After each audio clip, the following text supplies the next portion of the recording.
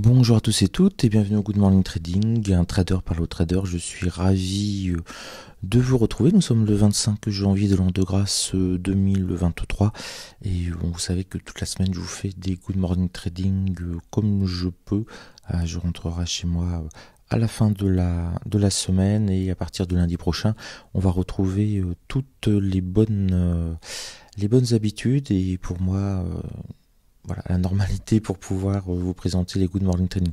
Alors j'espère que vous avez profité du dernier Good Morning Trading qui a été très court parce que j'avais quasiment pas de connexion, donc je devais aller très très vite parce que on a bien atteint les 12 000 points comme je vous l'avais suggéré, indiqué. Alors attendez, hop, je crois que je peux bouger. Oh voilà, super. Les 12 000 sur le alors, je vous montrerai que le doigt, ça peut être plus simple. Les 12 000 sur le Nasdaq, hein, quand je vous en parlais, il était hier 8 heures du matin et on était vers les 11 900. Et puis on a dépassé les 12 000, on a fait un petit peu plus de 12 008, donc passer au-dessus des 12 000, passer au-dessus de la résistance à mensuelle, donc à ce qui était bon, assez classique. Et à partir de là, comme c'est une résistance mensuelle, on a eu les shorteurs qui ont pris un petit peu dessus et dont une grosse partie des shorteurs ont été des gars comme moi qui ont pris leurs bénéfices tout simplement. Donc bon, un marché assez lisible. D'ailleurs, hop. Ça c'est l'autre ordinateur portable, celui avec lequel je trade qui se met en action. Voilà, c'est lui qui vient de faire le bruit. C'est mon gros ordinateur portable. Ça c'est un tout petit ordinateur portable que j'utilise juste pour écrire normalement, mais voilà, le gros se mettait à jour. Windows, ça prend des heures et des heures. Donc voilà. Alors, oui, on m'a posé des questions. C'est le dernier petit écran Asus ZenBook en 13 pouces. Il est OLED. C'est pour ça que quand je sélectionne, alors je l'ai mis en économie d'énergie, enfin tout un tas de paramètres absolument géniaux. Et ça permet de mettre un spot sur un graphique plus qu'un autre. Je vous le conseille vraiment. Alors pour trader, oui. Oui, oui, alors ça, bien sûr, c'est pas la configuration que j'utilise pour trader. Ça, c'est la configuration pour le Good Morning Trading, pour vous montrer des choses. Mais en tout cas, Asus en fait la pub. Actuellement, c'est l'ordinateur le plus léger au monde. Euh, pour un 13 pouces, il fait à peine 1 kg. Le chargeur fait quelques grammes. Hein. En place sur cet ordinateur-là, qui est ultra puissant, le chargeur fait quasiment 1 kg. Il est plus lourd que l'ordinateur là complet. Et là, vous avez les derniers microprocesseurs AMD pour ordinateur portable. C'est une véritable tuerie. Mais excusez-moi, je suis parti sur côté geek. On va... mais regardez, hein, j'ai jamais été aussi satisfait d'un ordinateur. En- Ça vaut, si vous prenez le dernier microprocesseur AMD, ça vaut largement un énorme ordinateur portable, super finition, ultra léger. Ils sont mieux que les Dell XPS pour ceux qui connaissent et pour ceux qui ont des MacBook Pro, j'en ai un aussi, donc je peux comparer. C'est encore mieux parce que bon, enfin bon, je vais pas faire la guerre PC Mac, étant donné que de toute façon j'ai du matériel Apple de partout et des PC de partout. Mais voilà, ce 13 pouces OLED, le dernier Asus. On arrive, je crois qu'il notait 9,5 sur 10 partout. On arrive vraiment à la quintessence d'un produit puissant. Écoutez-le, rien. Ultra silencieux, je peux faire du montage vidéo. J'utilise surtout pour écrire dans tous les lieux publics. C'est très discret et efficace. Donc, pardon, je reviens sur, je sais plus trop ce que je vous disais. Oui, donc on a dû. Là, vous le voyez bien, ça se met. Donc, je vous encourage à mettre les graphiques chez vous et écouter le Good Morning Trading. Donc, on est passé au-dessus des 12 000 points sur le Nasdaq, au-dessus de la résistance mensuelle en plus, donc vraiment le grand classique. Prise de bénéfice, petit short, ce qui nous a valu la vague de baisse qui s'est confirmée. D'ailleurs, cette nuit, on est positionné sous la résistance mensuelle. Alors, que vais-je faire? Pour ma part, aujourd'hui, je ne vais absolument pas pouvoir trader puisque j'ai 300 à 400 livres encore à dédicacer. Ça prend du temps, j'en ai dédicacé une 150 à 180, ça a pris 150 je crois, ça a pris 3 heures. Donc voilà, comme il y en a 530 à dédicacer, je vous laisse voir. On est encore pour toute la journée, 7 ou 8 heures. Donc je vais consacrer sur cette tâche et comme ça part très très très vite. Dès lundi, ça part. Tous les 530 livres précisément dédicacés partiront. Donc vous l'aurez la semaine prochaine. Et puis ça vous permettra comme ça d'assister au live. Vous le verrez dans le livre. Alors que vais-je faire aujourd'hui? Je ne peux pas trader, mais c'est pas grave puisque j'ai été chercher mon hier. Alors hop, je crois que je l'ai mis en dessous. Voilà, c'est ça. Donc voilà, ça c'est mes gains sur lundi et mardi. J'étais à peu près ici vers les 3000 € net lundi, et puis l'attaque des 12 000, ça m'a permis en quelques minutes, hein, j'ai très très très peu tradé, hier peut-être 20 minutes, de passer à 7000, 7100.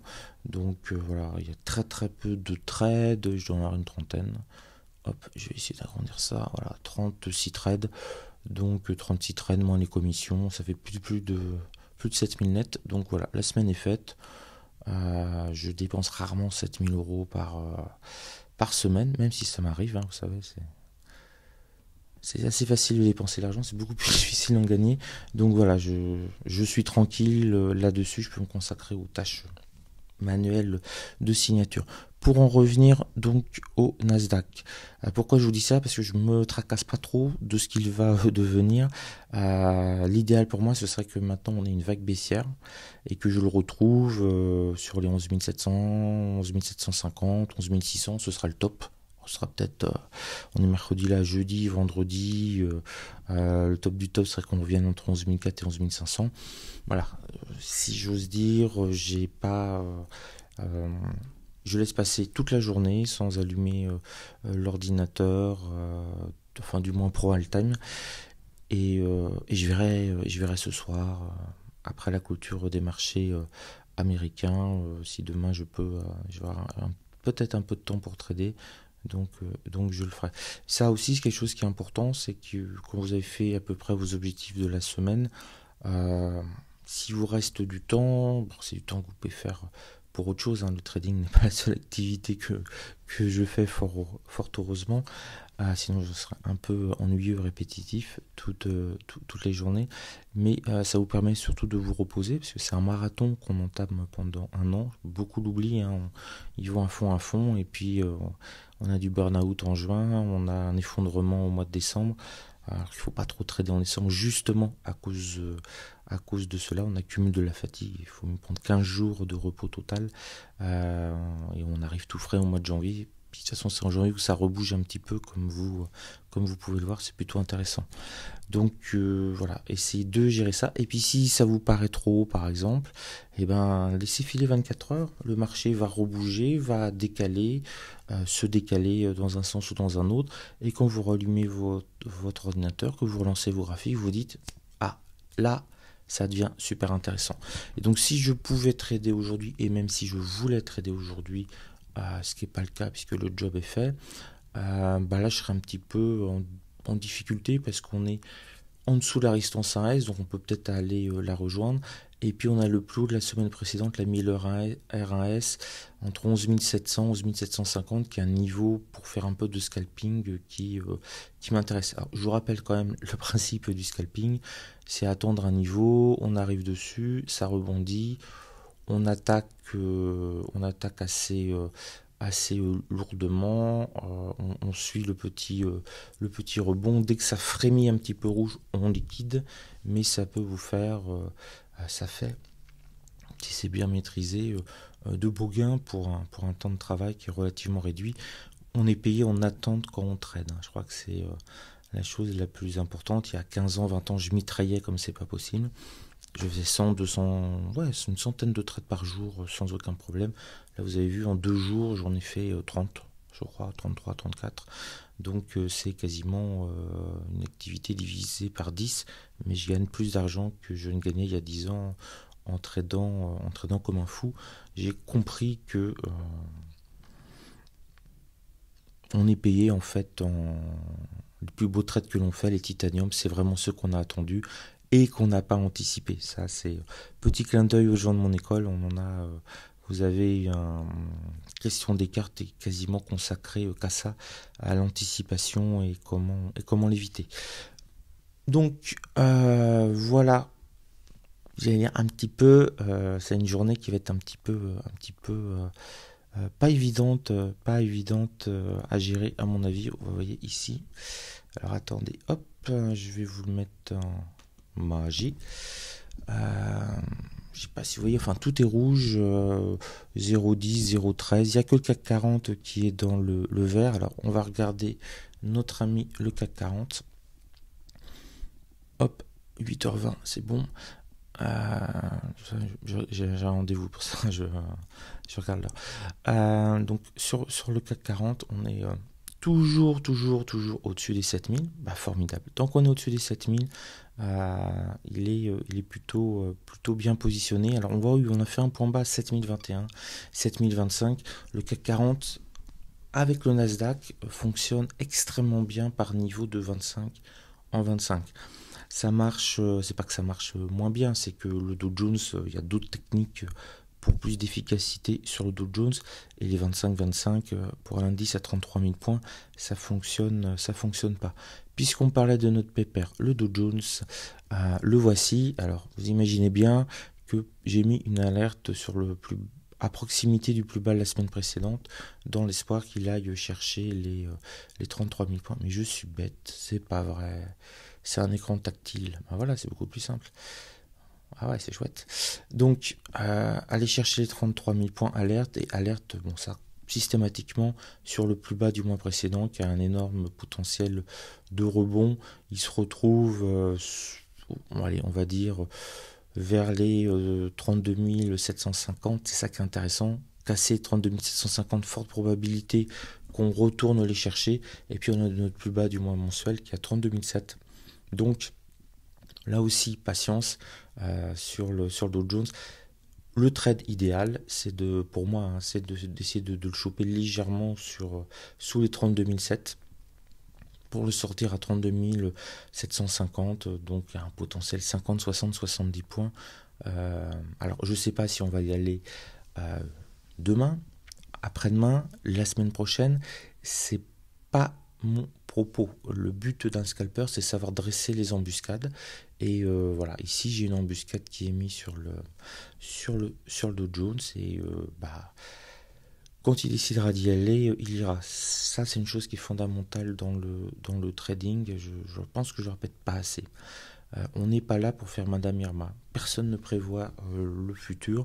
On a l'analyse technique qui nous permet de repérer des zones à forte probabilité. Mais j'en ai, si j'ose dire, au sud, au nord, à l'occident, à l'orient, comment dire, ce sont des zones à forte polarité, ce sont des zones à forte réussite statistique. Pour X ou Y raison, c'est de l'analyse sur ce qui s'est passé il y a 3 semaines, et surtout comment on a réagi sur cette zone il y a 3 semaines, il y a 2 semaines, il y a 1 semaine, etc.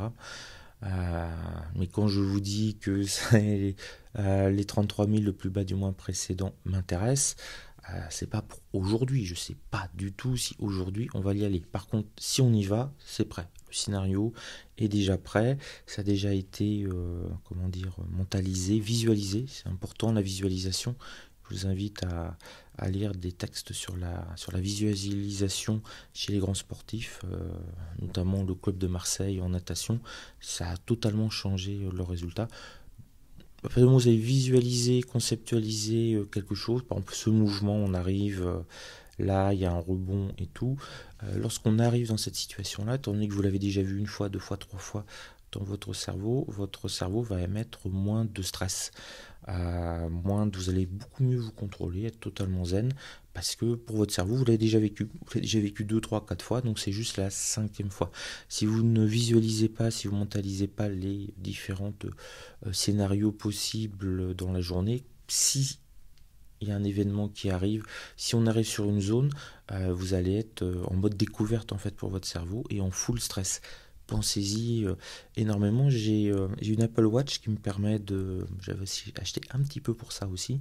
Apple Watch Ultra, elle fait elle prend le pouls en continu et tout. C'est vraiment du truc elle est très orientée fréquence cardiaque, cardio, ECG, analyse du sommeil. Elle est très orientée, comment dire, santé. Voilà.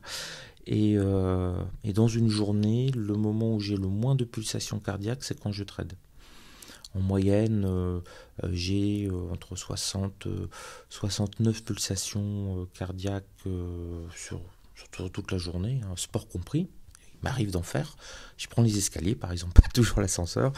En moyenne, j'ai entre 5 et 10 pulsations de moins sur ma moyenne quand je trade. Donc, c'est pour ça, souvent, je vous dis, le meilleur moment de la journée, le moment de la journée le plus reposant pour moi, c'est le moment où je trade. C'est quand je fais mon trading.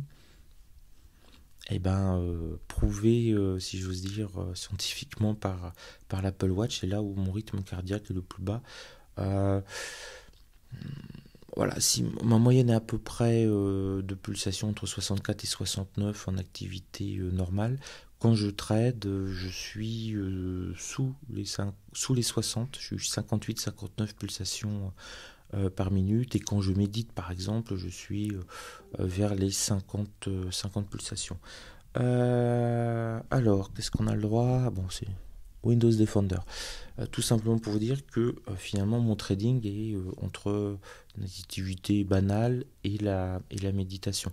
Donc si vous avez des Apple Watch, regardez ça, et pour ça vous pouvez évaluer votre niveau de stress quand vous tradez. Idéalement, vous devriez être au moins sur une activité normale. Voilà, quand vous mangez ou que vous tradez, vous devez avoir à peu près le même niveau de stress. Si vous avez beaucoup trop de stress, c'est que c'est mal maîtrisé. Si c'est mal maîtrisé, c'est que vous utilisez trop de levier. Donc forcément, si vous roulez à 90 km/h ou si vous roulez à 280 km/h, ce ne sera pas tout à fait le même niveau de stress. Et la deuxième étape, je pense que très important, c'est cette visualisation. Voilà, bon, on est parti sur un Good Morning Trading visualisation. Désolé. Il est 8h20, ça fait 17 minutes que je vous parle. Le temps d'uploader tout ça, vous l'aurez certainement pas avant 40 minutes. Donc je vais arrêter là. Demain matin, je vous refais un Good Morning Trading dans les mêmes conditions. Donc là, c'est des conditions qui sont relativement acceptables. Prenez soin de vous, faites attention. On a un petit amorce. Alors, on le voit un peu là sur les indices. On a une petite amorce très légère, notamment sur le Nasdaq de repli. On perd 1,5%. La tendance haussière n'est pas du tout effacée, loin de là. Mais si on prend par exemple le Dow Jones, on voit quand même qu'on est très loin des niveaux hauts du Dow Jones qui était à 34 500. On est vers les 33 788. Donc on est au milieu, un petit peu au milieu du gué. Et voilà, on va voir les prochains résultats, les statistiques qui tombent. Ils vont peut-être un petit peu s'affiner. Mais là, hier, on a eu l'accélération, magie des doigts, voilà, hop, c'est top, tactile. Hier, on a eu l'accélération qui m'intéressait, voilà, hop, au-dessus des 12 000, au-dessus de la résistance mensuelle. C'est pour ça que je dis pas plus loin, c'était là où il fallait prendre, au moins par sécurité, ses bénéfices. C'est fait, maintenant, j'attends qu'il se repositionne, celui-là, il est mal positionné, si j'ose dire. Il est une sorte de ni à gauche, ni à droite, ni en haut, ni en bas. Donc ça, c'est typiquement les zones où on prend énormément de risques. Donc, ne vous embêtez pas, attendez un peu, soyez patient, et il va aller taper là, en bas, où il va remonter. S'il remonte et qu'il se met à breaker la résistance mensuelle des 12 000, bon, ça c'est un signal d'achat majeur si ça correspond à un événement. Et le risque, c'est qu'il se mette à stagner un petit peu, qu'il se met à ranger, et là, bon, le rapport gain-rendement n'est pas optimum. Voilà, je vous laisse, portez-vous bien et plein de bonnes choses à vous. Ciao, à demain matin.